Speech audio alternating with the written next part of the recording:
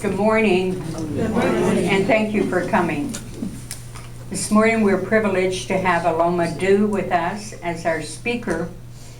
Aloma Williams Dew is a native of Owensboro, and she has a BA History degree from Murray State University and an MA from Louisiana State, also in history. She currently serves as co-chair with her husband Lee Dew for the Davis County Bicentennial Committee. She taught as an adjunct lecturer at Kentucky Wesleyan College for 20 years plus.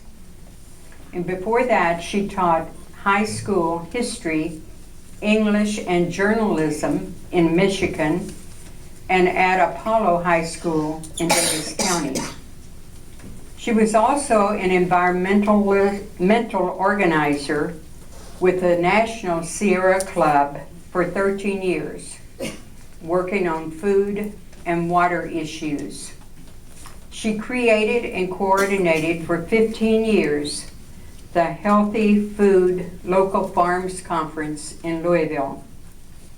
She was co-editor with Lee Dew of the new Davis County History and co-authored with Lee Dew, Owensboro, The City on the Yellow Banks, A History of Owensboro.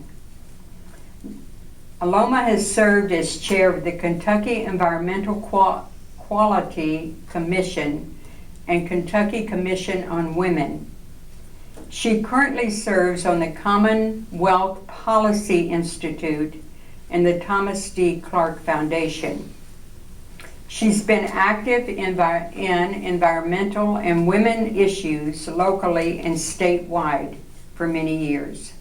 She's married to Lee A. Dew and has 3 children and 4 grandchildren. And Aloma is going to speak to us this morning on climate change and faith. Aloma. Good morning. As you all know, I love coming out here. One of these days I'm going to see if I can just come out here and spend a couple of days for a retreat, because I feel like that this is a place that one can meditate and really get in touch with nature, which to me is a very important part of God. I've been to a lot of churches and a lot of cathedrals, but the place that I seem to be able to really feel God's presence most is out in nature. And I suppose that must be why I have worked so hard, as have many of you all, to protect the environment. But now, says the Onceler, now that you're here, the word of the Lorax seems perfectly clear, unless someone like you cares a whole awful lot. Nothing is going to get better. It's not. Dr. Seuss. The earth, our home, is beginning to look more and more like an immense pile of filth. Sound like Jon Stewart? Nope, it's the Pope. Everybody needs beauty as well as bread.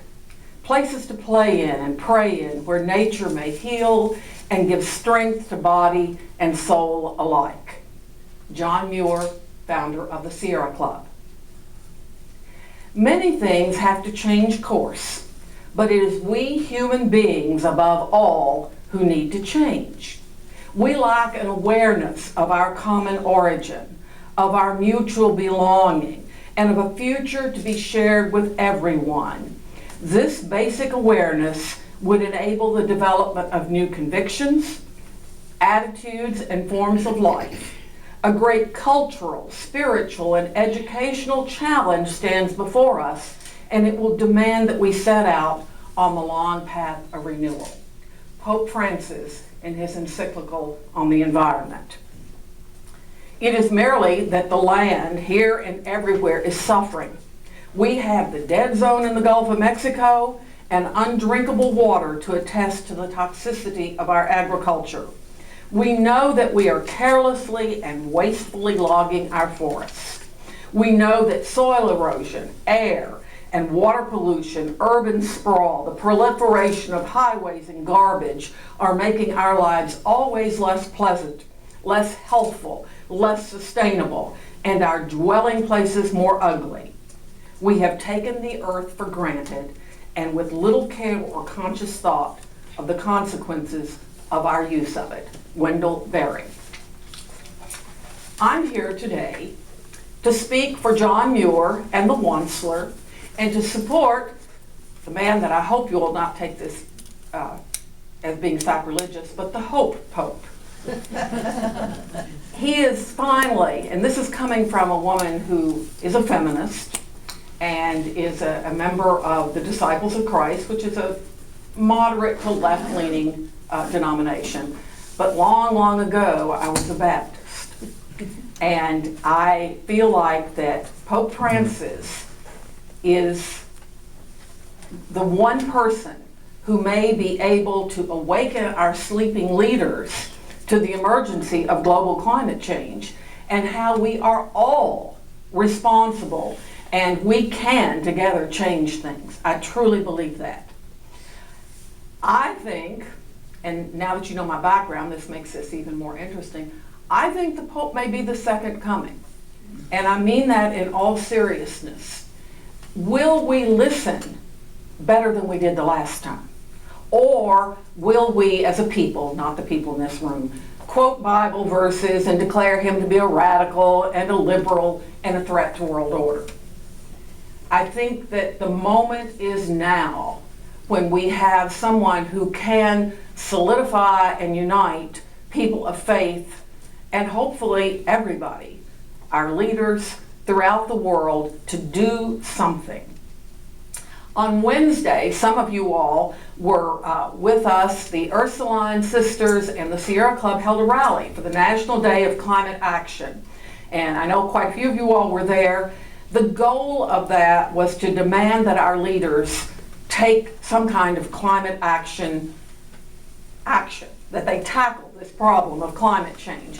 Last year, 400,000 people marched in New York City on that day. And it was the largest climate action march in history. That was based on the premise that to bring about change, we need everybody. And lots of people turned out. And on Wednesday throughout the country, there were rallies, marches, much like what we did down at Brescia. Ours was small, but when you consider our population, we had 30 plus people. And considering that it was at 11:30 during the day and the population of our area, that was really quite a good crowd. And we were all very pleased that that many people were willing to come out and represent all of you who could not come out. Because when one person is there, they speak for many. The Pope's visit to the United States coincided with the upcoming meeting in Paris, in which world leaders will come together, and we hope the United States will be a leader in coming up with ways to address this problem. Much of the faith community, even within the evangelical part of the faith community, there are many who are engaged in this fight to save the earth. The fact that the earth is a gift, but it's also a responsibility. It's not something that was just given to us to do with what we want, how we want. And I think that's how we've addressed it for far too long. On Wednesday, we heard from the United Church of Christ, we heard from Unitarians, we heard from Methodists, we heard from Catholics, and there were a lot of other faith groups that were represented there. The thing that was important about Wednesday was we were all speaking together. And we were all supporting a figure that has come to unite not just your faith group, but we hope to unite the world. Now, some years ago, and some of you will remember, the Sierra Club had a faith and environmental partnership program. And the Ursulines and the Sierra Club here in this area work very closely together with the premise that the environment and all that is in it should be protected as God's creation. In Kentucky, the Sierra Club partnered with religious groups, public health groups, social justice advocates, and workers to create the National Poultry Justice Alliance. Unfortunately, that group has kind of faded away, but the goal was to approach the problems, specific problems of animal industrial agriculture through a faith connection. And that group worked to educate the public about the morality of food. And you all know that that's been my real thing, that eating is communion, that how our food is produced, by whom it's produced, the cost upon the land and upon the people who do it is a very important concern for those of us within our different faith groups.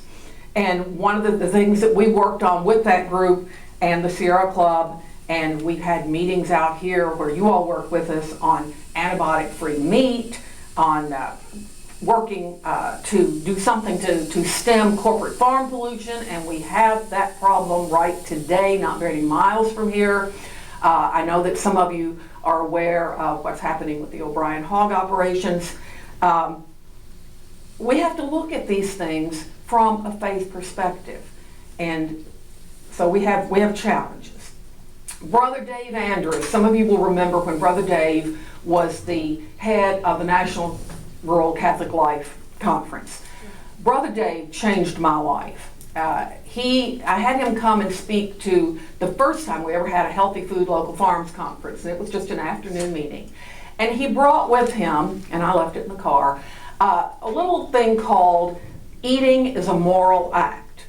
And the Catholic Rural Life Conference also put out other little handouts about social justice, and this was considered one of them.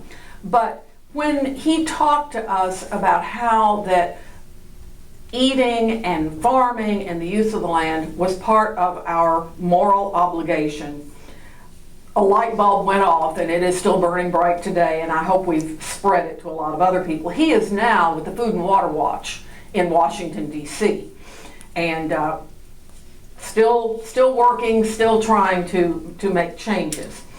At our conferences, the Healthy Foods Local Farms Conference, and I know some of you, I know Sister Eva, you were there one year. I think maybe you might have been, Michelle was, there are others of you who may have come up to Louisville for that conference. We always had a faith segment.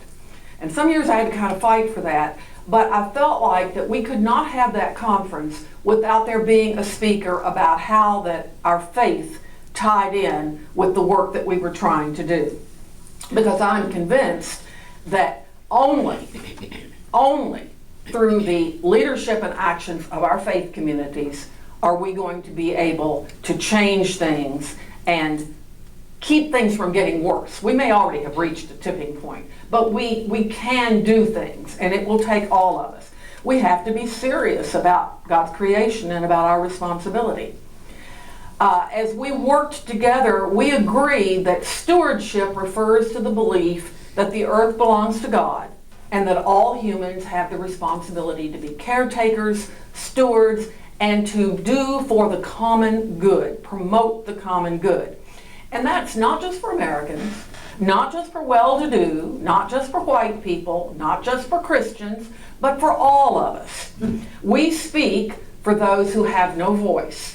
And I think that has been part of your mission from the day that you arrived here, got off the flatboat and arrived here in Davis County. To speak for those who have no voice, for those who suffer the most, in this case from climate change.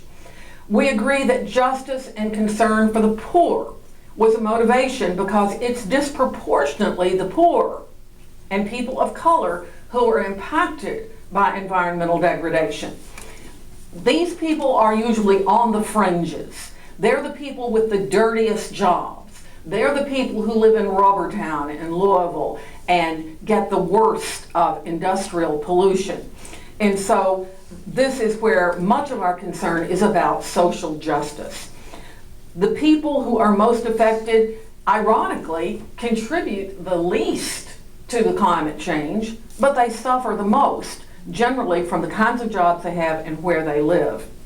The Pope pointed out that first, that climate change is a moral issue, but he said, Climate change is a global problem with grave implications, environmental challenges, social facing humanity in our day.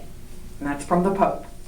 And we agree that religious and environmental teachings show our concerns for future generations.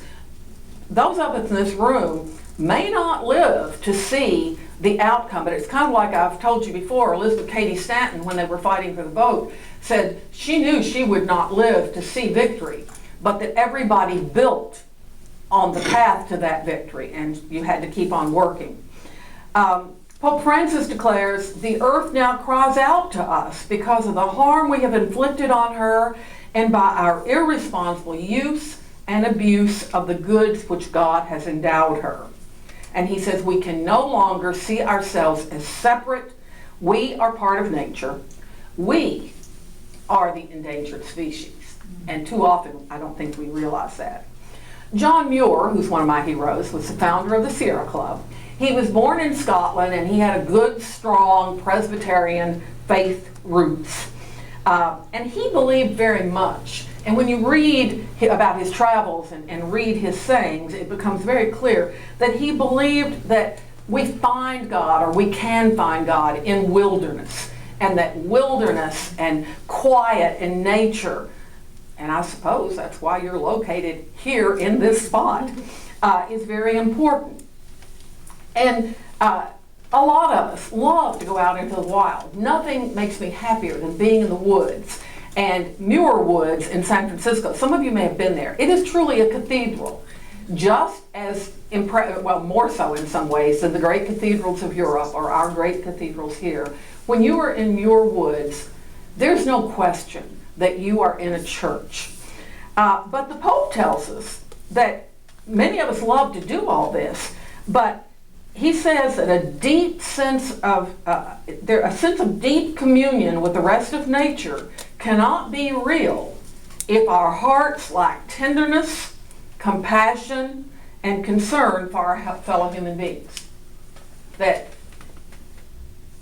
Donald Trump can go out in the woods, but unless he has, and I'm just using him because he was on the news as I was coming out here, people who are doing some of the environmental degradation, who don't accept that climate change is real and that we are part of the cause, they can go out into the wilderness, but the Pope says they're not going to have that real sense of communion unless their hearts have more compassion, tenderness, and concern for our fellow human beings. And I think what he's saying here is what we've talked about many times, is that circle of life. Westerners don't look at the circle of life the way Easterners do. We always think, most of us, if we're perfectly honest, think life began when we were born, and it pretty well ends when we die. We really can't imagine the world going on without us. I mean, we're really, really honest here. I'd like to say that I do, but it's hard. We see life as a straight line. There's a beginning and an end. And the wonderful thing about most Eastern religions and Native Americans is that it's about a circle of life, that everything is connected and it never really ends. It just goes on, and everything contributes. When my ashes are scattered in the Red River Gorge, which my daughter says she will dribble them through the woods with a hole in a backpack, because it's really against the law to take them up there, I think. But hopefully my ashes will help some flower or some plant or some tree to grow a little bit. And so this understanding of the circle of life is important, because Americans as a whole, we want everything and we want it right now. It's a hard sell to say everything is interconnected.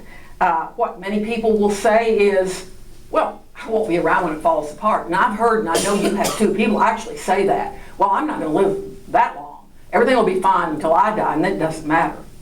A lot of people will say, well, I don't want to change my lifestyle.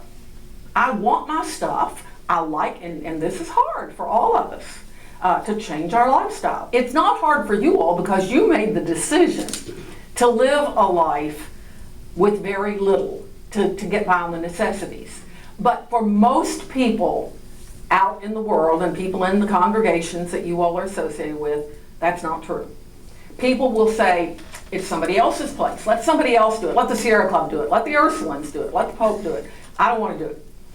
Or they'll say, well, China pollutes more than we do, until they get their problem under control, and yet we know that China is doing more than any other country to clean things up.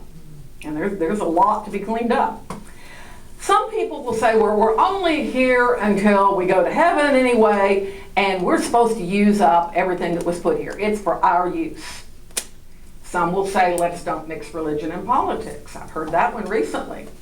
But Francis tells us, it is hard for us to accept that the way natural ecosystems work is exemplary. Plants synthesize nutrients which feed herbivores. These in turn become food for carnivores, which produce significant quantities of organic waste, which give rise to new generations of plants. But our industrial system, at the end of its cycle of production and consumption, has not developed the capacity to absorb and reuse waste and byproducts. Coal mining comes immediately to mind. He says, we have not yet managed to adopt a circular model of production capable of preserving resources for present and future generations, while limiting as much as possible the use of non-renewable resources, moderating their consumption, maximizing their efficient use, reusing and recycling them. Well, why aren't we doing that? It makes sense. Why are we not doing it? Well, money comes to mind, because on every level people will say, we just can't afford to do that. In conversations we've had with OMU, well, we just can't afford to change the way we do things. But they are beginning to change, because they're closing down unit number 1, and they're saying it's for economic purposes, and that's fine, because that's what drives the world, is economics.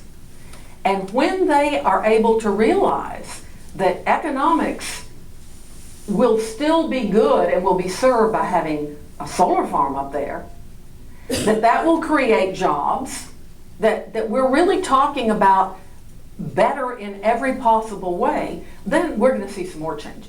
And I believe that you all and I are going to live to see that happen. I really do. One of the things the Pope talks about, and we all have been talking about, is that the sea levels are rising. There's no question. This is no myth. There are islands and villages that have had to completely relocate. They know, go to Alaska and people will say, yeah, we see it happening. Somehow in Kentucky we're very insulated and people will deny it. But if you go other places, Miami, Florida, it's happening. Coastline. Anywhere there's a coastline. Anywhere there's a coastline, people get it. They don't always want to do something about it, because we come back to this, oh, I'm going to be gone before it gets too bad. But we know the problem is there, and it's happening pretty quickly. It's not a myth. And again, the tragedy is that it's often the poor who live in these most vulnerable areas. Have you ever noticed in a town, most places, if it's a hilly area, it's the rich people who live up on the hills? Because that's the preferred place. For one thing, it gets you up above some of the pollution that's in the valley. Eastern Kentucky is a good example where you see some of this. In Latin America, not so much. It's the hillsides that are so vulnerable that, and you would know more about this than I, Sister Ruth, that the people who live up on the hillsides where they're going to be tumbling down in an earthquake or a flood are usually the poor. The poor live on the land that is more vulnerable and less productive, and yet these are usually the people who depend upon things like fishing and forestry and agriculture for their livelihood. And yet they're not the ones that have the acres of wonderful land out here. They're the people who are in the very marginal areas, as a rule. Pope Francis says we must regain the conviction that we need one another, that we have a shared responsibility for others and the world. I love this part. And that being good and decent are worth it. Don't you just love that? Because isn't that the basis of Christianity?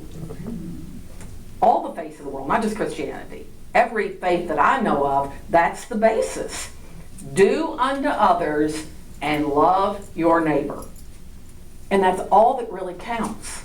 If we did that, if we followed that one, as far as I'm concerned, most of the rest of the Bible is kind of window dressing. This is the part that we don't probably hear as many sermons about as we should.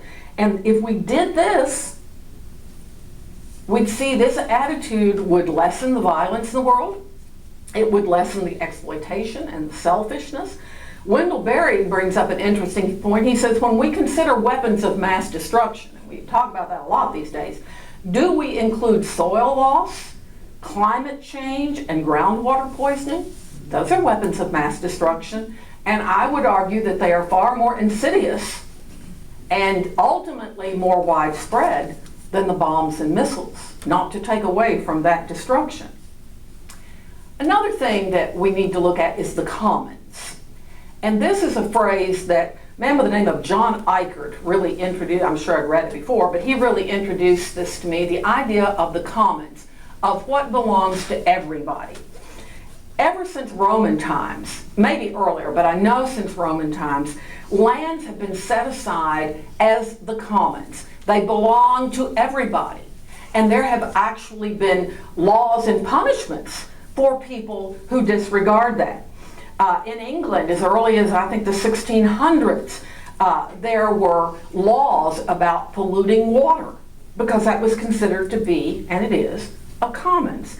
So we look around, we have public parks, we have the best national park system in the world, but it is extremely threatened, ladies. The logging, the oil drilling, the wanting to privatize the parks, we're really at a crisis, and that's something about which we can do something. It's something that affects us very closely. The closest national park to us is Mammoth Cave. But if you look, and this is the 100th anniversary of the national parks, by the way, it's the birthday of the national park system. But the commons, every little town used to have, and we still do, a square. And in older times, that's where everybody fed their sheep. It was a gathering place, as our courthouse square still is. It belonged to everybody. And I must say that Judge Al Mattingly gets it, because he's doing everything he can to make that a friendly public place that everybody feels comfortable. They can go and have a picnic. We now have public art there. We have a speakers forum there. That is truly a public space. But our air and water, if you want to get really serious about what is a commons, our air and water are the commons. And they must be protected, and anybody who messes with them is going against that tradition of the commons being protected for everybody. The oceans do not belong to the oil companies to ruin with oil spills. The farmland does not truly, and this is not a public, it's not a commons because you own it, if people can really own land. But because of what happens on, let's say, a big farm, it ends up spoiling the commons if you put on lots and lots of fertilizer, if you're dumping waste into Smock Creek. Wasn't it Smock Creek? I think all of you all know that Sister Eva and Sister Ann are two of our Watershed Watch samplers. And they made a big bust here a couple of years ago when they discovered an incredible, uncountable amount of hog waste in Smock Creek. Unfortunately, nothing really, we went through all the proper channels and all, but the problems continue, and unless we're out there testing every day, we're not going to know what all's happening to all this water. And those waters belong to all of us. And then that leads us, well, the Pope says that the climate is a common good, that the climate belongs to all of us. So that broadens that idea of the commons. And then the commons then makes me think of community. You live in a community here, and you chose to do this because you shared interest, you wanted to share in lots of ways, you wanted to protect each other, you wanted to have a a place where you could come together and commune and have communion. Well, Wendell Berry says, one mind alone, like one life, is perfectly worthless. It's not even imaginable. Wendell Berry's a good Baptist, by the way, but a moderate Baptist. He does not agree with much of what we've been reading lately. But he is a man of deep faith, and he says that communion is extremely important, that our coming together. And that's why you live here. That's why our ancestors came together into tribes and then into towns, into community. And I've always felt that when we take communion, and it means different things to different groups, but ultimately, many people of faith echo this, that communion, if you and I have a meal together, that is communion. We are communing with God. We are celebrating the creation, the source of the food. And this, to me, is one of the most important, and you're sharing. The sharing is the big thing. That sense of community. But we're living in a world where, and you all don't and I don't, because I don't even know how to do it, but an awful lot of people have hundreds of online friends, people they haven't actually met in many cases, but they'll say, I have 1,000 Facebook friends. But you can do that without ever looking into somebody's eyes. You can do it without ever looking at their face, because I can tell a lot about each of you by looking at you as you can about me. They do it without hearing voice inflection. And this is why sometimes email can be a problem, in that you write something that you thought was perfectly fine, but the person who reads it didn't hear your voice inflection, and they didn't see your face when you said it, and it can be grossly misinterpreted. So we need our new technology. I'm not dissing technology, but because we live in a world where we too often are not in true community, we text each other rather than talk. I've been to restaurants where a couple would be sitting there and they weren't talking. They were both on their machines. That's not communing. That is not communing. We live in a society where individual rights and privileges trump the common good, and this is something we can make a change about, because we're seeing this in our politics, we're seeing it in our everyday life. What I want to do, my needs are far more important than yours or the common good. I'm number one. And it's interesting because we triumph that idea of individualism in this country. We've just let it maybe go a little bit too far, because our faith tells us that we need to think about the other person, and we need to think about what's good for everybody. Everything we do, we need to think about, how is my action going to affect other people? Well, we need more of this coming together, sharing and discussing and communing. And we certainly see the lack of it in our political institution right now.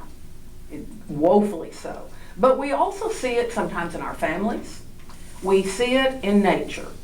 That nature is something to be used and abused, but not something that we have a close personal relationship with. And that, I think, is one of the things that people of faith can do, is to change.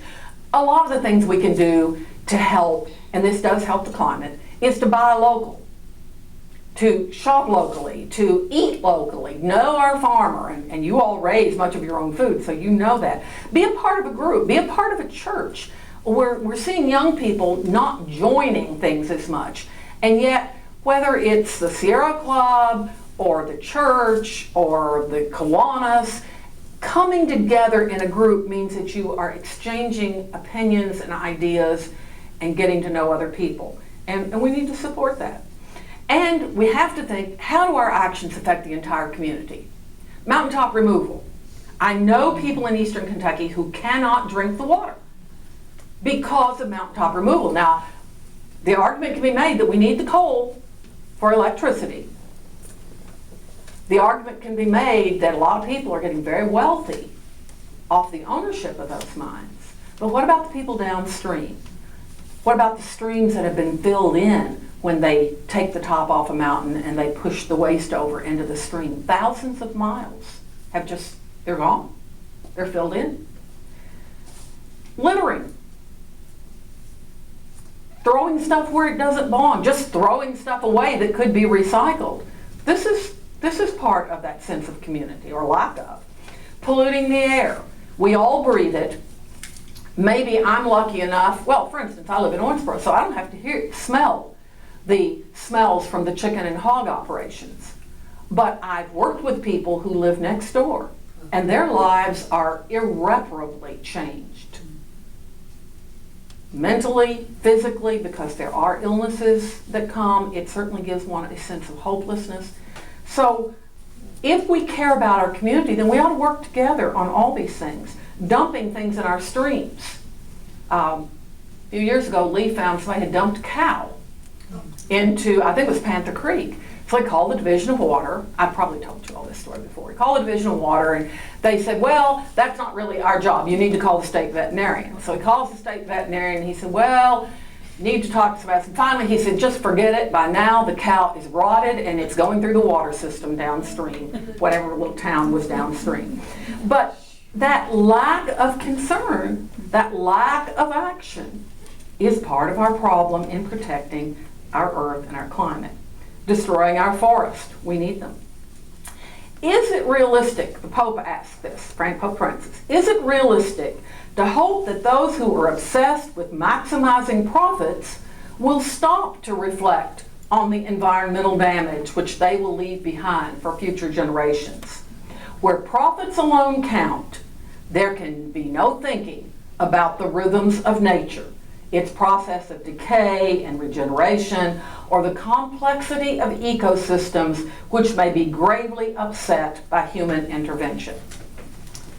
Basically, he's saying it really is up to people like us, because if your goal is maximizing your profits, whether it's blowing the top off a mountain, over-fertilizing your field, dumping things into the stream, or putting pollution into the air that will cause many of us to have asthma and other problems, those things don't come into it. So we have to educate. That is part of our job, is to educate people to how they're involved in these things. And I did know a guy who was a big hog cattle operator in North Carolina. He had been just a regular farmer, and he thought, well, if I get bigger, I'll get better. His neighbors came to him and they said, Mr. Webb, do you understand how this is going to affect us? What this is going to do to our property values, to our lives, to our health? And he got it. And he now spends his life, much of it, going place to place, talking about the problems of industrial animal agriculture and the social injustice of the system. He's an amazing man, Donald Webb. Mountaintop removal, we've already talked a little bit about. Industrial agriculture, water and air pollution. Water is going to be, within our lifetime, it already is really, the most important resource. There are wars being fought over water. Much of what's happening in the Middle East isn't over oil as much as it is over water and who has access to it. We're running out of it in some places. In Kentucky, we have a tremendous amount of water. And that can be a blessing, but it could also be a curse, because I can see somebody like Coca-Cola, Nestle, these companies coming in and saying, well, we're going to drill down into the aquifers and get this bottle water, put it in plastic bottles made from oil, and sell it. They've done this in Michigan and actually affected the water level of the people who live there, who get their water from the ground. So water is something that we have really got to be aware of. Our use and abuse of it, and the system's use and abuse. Many communities are moving to renewable power. LG&E and KU, you may have seen the story in the paper yesterday, they're going to have more than 45,000 solar panels in Mercer County. And I can't remember exactly the number of homes that will affect, but a lot that they'll be able to supply energy to. But when we go and talk to OMU, they say, well, it's just not doable. It's too expensive, it won't work, it'll cost jobs. So we've got a lot of educating to do and a lot of lobbying to do. And then that brings me to the fact that silence is not golden, ladies. nothing much was ever accomplished by silence. My dear, dear friend Clara Oldham, who has since passed, had a little sign, little poster that says, "Well-behaved women rarely make history." And I say, let's all get out and make a whole lot more history. Renewable energy is the hope for the future, and so we really do need to push OMU. And there's a wonderful bit of hope on the scene, and some of you know about this. Catholic High School, a young woman by the name of Rachel Bainick, who's a senior there, has started an environmental club. And one of the things, and she is so dedicated, one of the things that they are doing is having lightless Wednesdays. We could turn the lights off in here right now. Now, some of you might go to sleep, but I maintain that we would all feel better, and we would be saving, in this case, coal. And so on Wednesdays, they ask the teachers at Catholic High School to, I don't know if it's just 1 hour a day, it's all day, to turn the lights off in their classroom. And they're getting feedback from the teachers and the students saying, we feel better. We feel like we're learning better. Now, I don't know that anybody's done a real study on this, but I've told her they need to at Catholic High. At the end of the year, do you see an increase in test scores? Do you see, behavioral changes? It's something to think about. Pope Francis tells us that the emptier a person's heart is, the more he or she needs to buy, own, and consume. And again, I don't think you all buy into this, and I try not to even watch television that has ads, because no matter how strong you are, you get into some of it. And we are affected by ads, whether they're in magazines or on the television. It's a psychological thing. And the question that I always ask, when is enough? How much do you need? And you all can answer this. How much do you need to be happy and okay? Do you need to go out and buy the latest technical thing every time a new iPhone comes out? Made with plastic, which comes from oil, and there are in all of our electronics, and we need them. We just need to be a little more careful about how we choose them and when we choose them. But And how often? And how often, yes. But consumerism is an important component to climate change, because it leads to climate change in things like slave labor. We have a lot of problems with human trafficking in this country, possibly in this community, but I know they do already in Louisville. And I've heard people say they know of instances here. And these people are brought because of our need to consume, whether they're working in a garment factory or on a farm, wherever. Dirty plants. It costs more to clean up the plant, to put on better controls. We could do that. The technology's there. That's a wonderful thing about technology. But it costs too much. Transportation. Every time, you have all heard my story about the asparagus from Peru, right? Well, I tell this story so much I don't want to bore people. One February, my children were all home, and one of our favorite vegetable probably of all is asparagus. So I sent my older daughter Stephanie to the grocery store, to Kroger, and I said, Stephanie, get some asparagus for dinner tonight. Stephanie came home and she said, Mom, there was a sign at Kroger that said the flight of the asparagus from Peru has been interrupted, postponed, something. In other words, they couldn't get the asparagus shipment in on time. It was coming from Peru. Have any of y'all ever been to Peru? I have. It is practically the end of the world. It's way down in South America. And so I got to thinking, there have been people who've done studies about how much oil we're eating when we eat things that are transported great distances. And it's amazing. Our dependence on oil and our fighting in many wars because of oil, and that's certainly not good for the climate, comes from this. And sometimes we think we're innocent. The use of plastics. Plastic is a miracle thing. We need it for medical tubes and various things. We need it for a lot. But do we need as much of it as we use? Do we need to be putting our water into it? I would maintain no. The mountains in California are burning. I just got back from California and there were 3 big fires going on. The skies were dark, ash falling from the sky even when you were some distance from it. Other places, crops are rotting in the field from flooding. There's something wrong with the balance of the climate. Scientists tell us it's going to get worse. They've been warning us for at least 30 years that it was going to get worse. Everybody, Bill Kibben and many writers saying we're close to the tipping point. We think we probably have gone beyond the tipping point at this point. But that doesn't mean we should just say, oh, let's just party and don't worry about it. We have to learn to live in the changing climate. We have to learn how to help people who live in these vulnerable areas. We can do it. I know we can do it. Renewable energy is growing. Every day I see someplace that's having more. Bless you. Jobs are being created around those industries. Cars are getting smaller and more efficient. I know how proud Sister Amelia is of the Prius that she drives, and Sister Michelle, I think, had the first Prius out here. I think one of the things that she hated about leaving was leaving her little Prius behind. But it's a step. It's not perfection. It's not the answer, but it is an answer on the way to a solution.